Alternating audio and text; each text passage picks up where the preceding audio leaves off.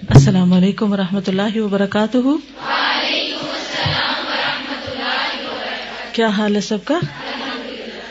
قرآن پاک میں اللہ تعالیٰ فرماتے ہیں توبوا الی اللہ جمیعا ایھا المؤمنون لعلکم تفلحون. اللہ سے توبہ کرو اے مومنو، جمیعا سب کے سب کو توبہ کی ضرورت ہے. لعلکم تفلحون تاکہ تم فلاح پاؤ. تو کامیاب ہونے کے لیے بے حد ضروری ہے کہ ہم واقعی توبہ اور استغفار کا حق ادا کریں. جب آپ توبہ استغفار کریں، اپنا گناہ یاد کریں، اس پہ روئیں، کیونکہ یہ تو ہم کہنے کے قابل ہی نہیں کہ میں نے تو کبھی گناہ نہیں کیا اور میرا تو گناہ ہے ہی کوئی نہیں، میں تو بالکل معصوم پاک دامن ہوں. یہ ہم ہیں نہیں، ہم ہیں گناہ گار. اور اگر ہم ہیں تو کون سا ہے وہ گناہ، کون سی ہے میری بری عادت، کون سی ہے میری غلطی جس کی مجھے اصلاح ضروری کرنا ہے. کوئی توبہ استغفار کی کس چیز پر؟ گناہوں پر یا کسی خاص گناہ کو یاد کر کے رو کے اور ڈر کے اللہ سے؟ کیونکہ اس بات میں فرق ہوتا ہے. چلو استغفار کرتے ہیں کس پر؟ اپنے گناہوں پر.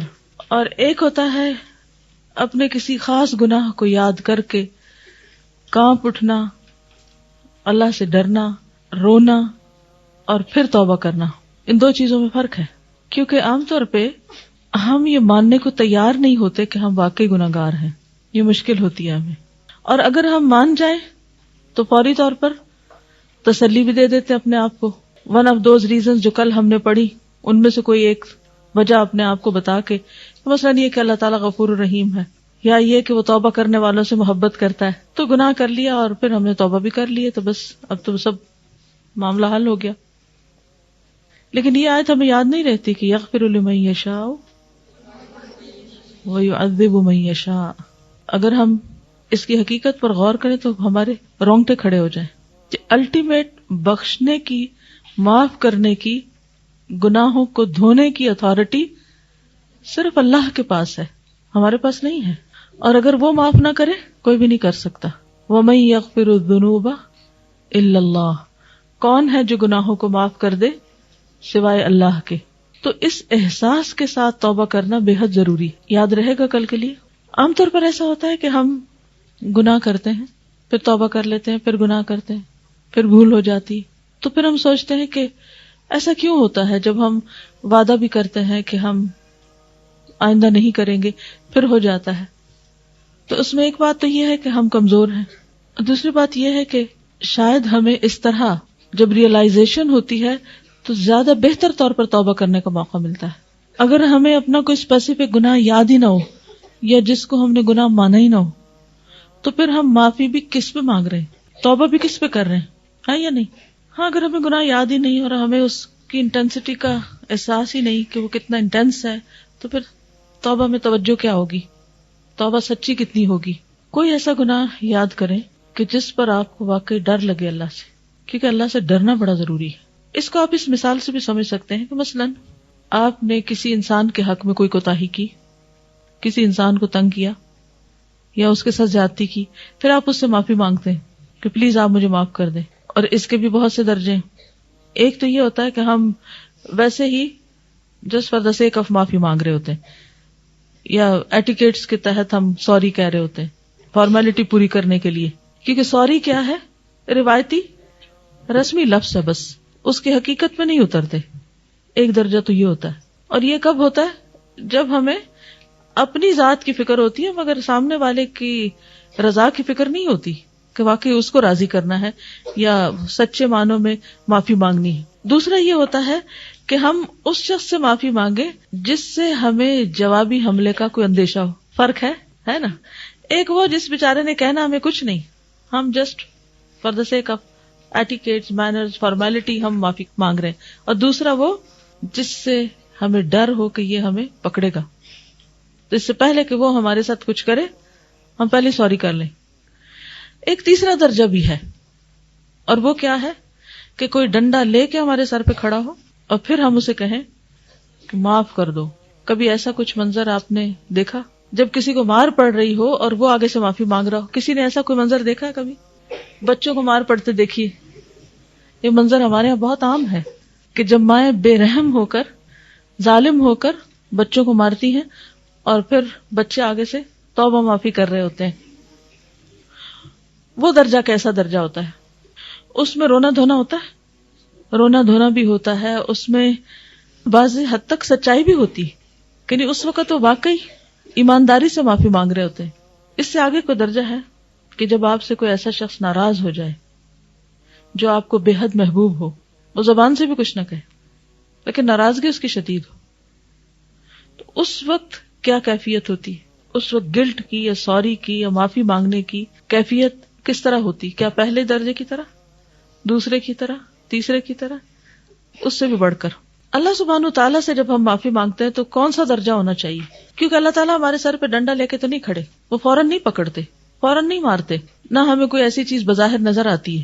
لیکن جس شخص کو اللہ سبحانہ و تعالیٰ سے سچی محبت ہو اور پھر اس کو گناہ کی وجہ سے یہ احساس ہو جائے کہ اللہ تعالیٰ میری طرف دیکھ نہیں رہے، وہ ناراض ہے مجھ سے، وہ اپنی رحمت مجھ پہ نہیں کریں گے، پھر میں کہاں جاؤں گی، پھر کیا ہوگا، تو اس صورت میں پھر کیا ہوتا ہے؟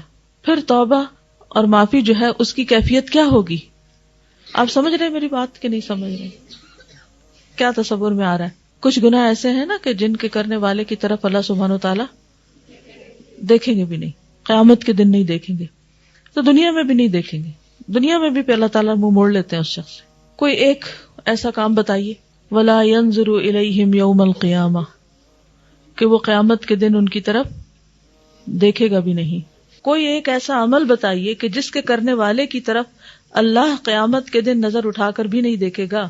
وَإِذَا الْمَوْءُودَةُ سُئِلَتْ بِأَيِّ ذَنبٍ قُتِلَتْ، قتل کرنے والے کو نہیں پوچھا جائے گا، اس سے اللہ بات نہیں کرے گا بلکہ بچی سے پوچھے گا. اور دیکھیے تکے سے بات نہ کیجیے. یہ مثالیں، یہ کام یاد کرانے کا میرا مقصد بھی یہی ہے کہ آپ کو اگر کبھی زندگی میں واسطہ پڑے کسی ایسے کام کے کرنے سے تو فوراً ڈر جائیں کہ اگر میں نے یہ کر لیا تو اللہ تعالیٰ سخت ناراض ہو جائیں گے اور وہ پھر میری طرف دیکھیں گے بھی نہیں. قَالَ اخْسَئُوا فِيهَا وَلَا تُكَلِّمُونَ، سورۃ المومنون میں آتا ہے کہ کچھ لوگوں سے اللہ تعالیٰ فرمائیں گے کہ تم دور رہو، اسی میں پڑے رہو، مجھ سے بات بھی نہ کرو، میں تم سے بات بھی نہیں کرتا. میرا سوال اگر آپ سمجھیں، میرا سوال یہ ہے کہ کسی ایک عمل کا نام بتائیے. سورۃ آل عمران 77، ان الذین یشترون بعہد اللہ، بے شک وہ لوگ جو اللہ کے عہد کو بیچ ڈالتے ہیں، وایمانہم ثمنا قلیلا، تھوڑی قیمت کے عوض، اولئک لا خلاق لہم فی الآخرہ ولا یکلمہم اللہ ولا ینظر الیہم یوم القیامہ. عصر کی نماز کے بعد جھوٹی قسم کھانا، کوئی دلیل ہے آپ کے سامنے؟ بخاری میں حدیث پڑھیے. جی، تکبر کی وجہ سے ازار لٹکا کر چلنے والا، یعنی تہمد، اپنا تکبر کی چال ایک طرح سے. ایسے شخص بھی اللہ کی رحمت سے محروم ہوگے کہ جو مرد عورتوں کی طرح یا عورتیں مردوں کی طرح مشابہت اختیار کریں. جی ہاں، احسان جتانے والا. باقی چیزیں تو ہو سکتا ہے کہ آپ ازار پہنتے نہ ہو لمبا تہمد، یا یہ کہ آپ سودا نہ بیچتے ہو، یا یہ کہ آپ اللہ کے عہد کو نہ بیچتے ہو، لیکن یہ ایک کامن چیز جو ہمارے ہاں عام طور پر پائی جاتی ہے کہ کسی کے ساتھ احسان کر کے پھر اس کو احسان جتانا، کسی کو کچھ دے کر پھر اسے اذیت دینا. سوچئے کبھی آپ نے تو ایسا نہیں کیا کسی کے ساتھ کہ کسی کو آپ کچھ دیں، مال میں سے کچھ دیں اور پھر احسان جتائیں اور اس کو دکھ دیں اور اذیت دیں. لا تبطلوا صدقاتکم بالمن والاذى. بالکل، یعنی یہ بڑی کامن سی بات ہے نا کہ بہن بھائیوں میں بھی عام طور پر ایسا ہوتا ہے کہ ایک دوسرے کی کسی موقع پر مدد کر دیتے ہیں اور پھر اس کے بعد ٹھیک ٹھاک جتاتے ہیں اور اذیت دیتے ہیں. والدین بھی بعض اوقات ایسا کر رہے ہوتے ہیں، وہ بھی ٹھیک نہیں ہے. والدین کے ذمہ فرض ہے کہ اولاد کے اوپر خرچ کریں. یوزلی لوگ اپنے سے نیچے والوں کے اوپر احسان جتاتے ہیں، یہ زیادہ کامن ہے. یا کوئی کسی کا ضرورت مند ہوتا ہے تو اس پر اس کو اذیت دیتے ہیں، ان کو بھی نہیں کرنا چاہیے. تو کیا آپ چاہیں گے کہ قیامت کے دن اللہ تعالیٰ آپ کی طرف نظر بھی اٹھا کے نہ دیکھے اور آپ سے بات بھی نہ کرے اور سخت ناراض ہو جائے؟ لیکن دنیا میں ہم نے ایسے گناہ کتنی دفعہ کیے ہوں گے اور کبھی ہمیں احساس ہوا کہ ہم نے گناہ کیا ہے، کبھی ڈر لگا، کبھی معافی مانگی، کبھی روئے اس پر، کیونکہ ہم یہ ساری زیادتیاں کرنے کے بعد کیا کہتے ہیں؟ اللہ معاف کر دے گا. یا پھر یہ کہ نہیں، میری نیت اچھی تھی، میں دل کی بہت صاف ہوں، بہت جنرس ہوں. بھی کیا فائدہ ایسی جنراسٹی کا؟ بعض اوقات احسان جتا کر ہم یہ بھی نہیں مانتے کہ ہم احسان جتا رہے تھے، ہم کہتے ہیں ہم تو صرف تمہیں بتا رہے تھے. بعض اوقات رشتوں کے معاملے میں بہت ایسا ہوتا ہے.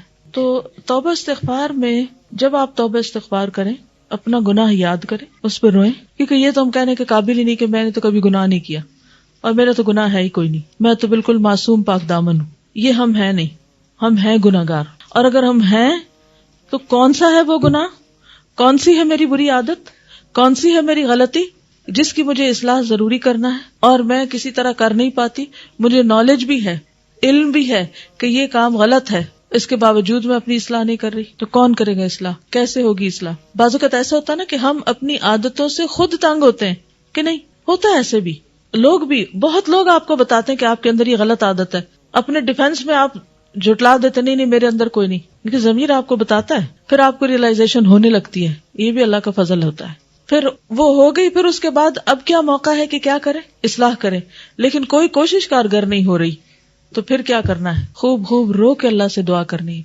کہ اللہ تعالیٰ مجھے اس سے نکال، میں یہ برداشت ہی نہیں کر سکتی کہ قیامت کے دن آپ میری طرف نہ دیکھیں یا میں آپ کا دیدار نہ کر سکوں. یعنی انسان کانپ اٹھتا ہے نا کہ قیامت کے دن اللہ تعالیٰ یہ کہہ دے کہ چونکہ تم نے فلاں غلط کام کیا تھا اس لیے آج تم مجھے نہیں دیکھ سکتی.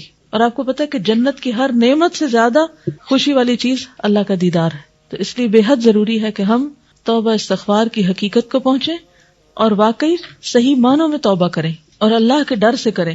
کیونکہ بعض اوقات ہم جب ایسی آیات بھی پڑھ لیتے ہیں نا کہ توبہ استغفار کرنے کے دنیا میں بہت فائدے، تو وہاں بھی ہماری پھر ساری نیت کس طرف چلی جاتی ہے؟ دنیا حاصل کرنے کی طرف. کیونکہ ٹھیک ہے استغفار کریں گے تو رزق زیادہ ملے گا، استغفار کریں گے تو اولاد اچھی ہوگی، استغفار کریں گے تو نعمتوں کی فراوانی ہوگی، بہت اچھے، لیکن ہم نے ان نعمتوں میں دنیا میں کب تک بیٹھے رہ جانا ہے؟ تو صرف دنیا کی خاطر بھی نہیں، اس سے آگے آخرت کی منزلوں کے لیے استغفار کریں کہ یا رب اس دن تو ہمیں رسوا نہ کرنا، اس دن کی شرمندگی سے بچانا، اس دن کی ناراضگی سے بچانا. سبحانک اللہم و بحمدک نشہد ان لا الہ الا انت نستغفرک و نتوب الیک.